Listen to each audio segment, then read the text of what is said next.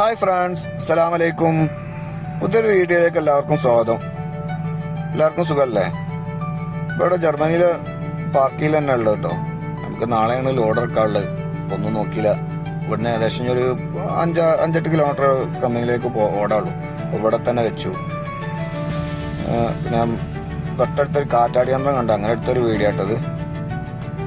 അപ്പോൾ നമ്മളൊക്കെ സ്കൂളിൽ പഠിച്ചതാണല്ലോ കാറ്റാടി യന്ത്രത്തെ കുറിച്ച്. കാറ്റിൻ്റെ ഗതിയോർജ്ജത്തെ വൈദ്യുതോർജ്ജമാക്കി മാറ്റുന്നു എന്ന് പറഞ്ഞിട്ട് ഒന്നും നോക്കില്ല. ബാക്കിയുള്ള കുറച്ച് വിവരങ്ങൾ ഗൂഗിളിനോട് ചോദിച്ചു. അപ്പോൾ ഗൂഗിളും കുറച്ച് കാര്യങ്ങൾ പറഞ്ഞു തന്നു. കാറ്റിനനുസരിച്ച് അതിൻ്റെ ബ്ലേഡുകൾ കറങ്ങുകയും ഉള്ളിലെ ജനറേറ്റർ പ്രവർത്തിക്കുകയും അങ്ങനെ വൈദ്യുതി ഉൽപ്പാദിപ്പിക്കുകയും ചെയ്യുന്നു എന്നാണ് ഗൂഗിൾ പറഞ്ഞത്.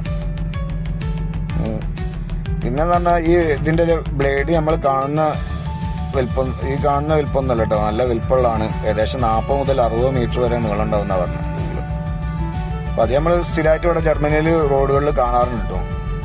മുന്നിലും ബാക്കിലും സെക്യൂരിറ്റിയും കാര്യങ്ങളൊക്കെ നിർത്തി വണ്ടിയിൽ കൊണ്ടുപോകുന്ന ബ്ലേഡുകൾ കൊണ്ടുപോകുന്നത് കാണാറുണ്ട്. കാര്യമായിട്ട് അത് രാത്രിയാണ് അങ്ങനത്തെ വണ്ടികളൊക്കെ ഇവിടെ ഓടാറുള്ളത് കേട്ടോ. അപ്പോൾ ഇനി കാണുമ്പോൾ നമ്മൾ ആ വണ്ടിൻ്റെ ഒരു വീഡിയോ എടുത്തിട്ട് ഞാൻ ഇടണ്ട്.